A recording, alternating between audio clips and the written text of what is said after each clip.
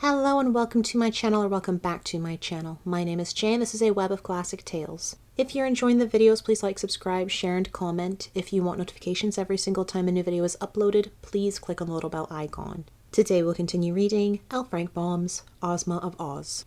In a moment the king returned to his throne and relighted his pipe, and the rest of the little band of adventurers settled themselves for another long wait. They were greatly disheartened by the failure of their girl ruler, and the knowledge that she was now an ornament in the Gnome King's palace, a dreadful, creepy place in spite of all its magnificence. Without their little leader, they did not know what to do next, and each one, down to the trembling private of the army, began to fear he would soon be more ornamental than useful. Suddenly the king began laughing. "Ha ha ha! Hee ho ho ho! What's happened?" asked the Scarecrow. "Why, your friend the Tin Woodman has become the funniest little thing you can imagine," replied the king, wiping the tears of merriment from his eyes. "No one would ever believe he could make such an amusing ornament. Next!" They gazed at each other with sinking hearts. One of the generals began to weep dolefully. "What are you crying for?" asked the Scarecrow, indignant at such a display of weakness. "He owed me 6 weeks' back pay," said the general, "and I hate to lose him." "Then you shall go and find him," declared the Scarecrow. "Me?" cried the general, greatly alarmed. "Certainly.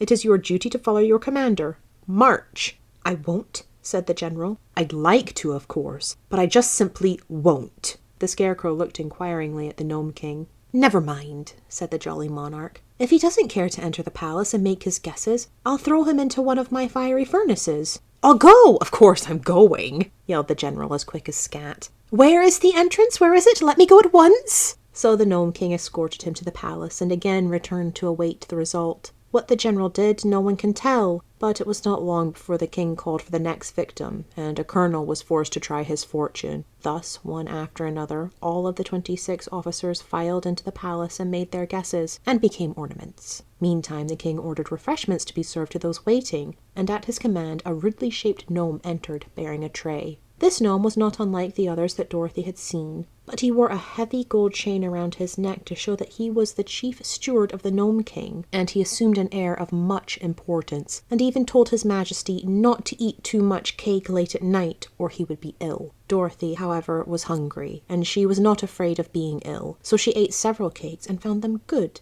And also she drank a cup of excellent coffee made of a richly flavored clay, browned in the furnaces and then ground fine, and found it most refreshing and not at all muddy. Of all the party which had started upon this adventure, the little Kansas girl was now left alone with the Scarecrow, Tik-Tok, and the private for counselors and companions. Of course the Cowardly Lion and the Hungry Tiger were still there, but they, having also eaten some of the cakes, had gone to sleep at one side of the cave, while upon the other side stood the Sawhorse, motionless and silent, as became a mere thing of wood. Billina quietly walked around and picked up the crumbs of cake which had been scattered, and now, as it was long after bedtime, she tried to find some dark place in which to go to sleep. Presently the hen espied a hollow underneath the king's rocky throne, and crept into it unnoticed. She could still hear the chattering of those around her, but it was almost dark underneath the throne, so that soon she had fallen fast asleep. "Next!" called the king, and the private, whose turn it was to enter the fatal palace, shook hands with Dorothy and the Scarecrow, and bade them a sorrowful goodbye, and passed through the rocky portal. They waited a long time, for the private was in no hurry to become an ornament, and made his guesses very slowly. The Gnome King, who seemed to know, by some magical power, all that took place in his beautiful rooms of his palace, grew impatient finally and declared he would sit up no longer. "I love ornaments," said he, "but I can wait until tomorrow to get more of them. So as soon as that stupid private is transformed, we will all go to bed and leave the job to be finished in the morning." "Is it so very late?" asked Dorothy.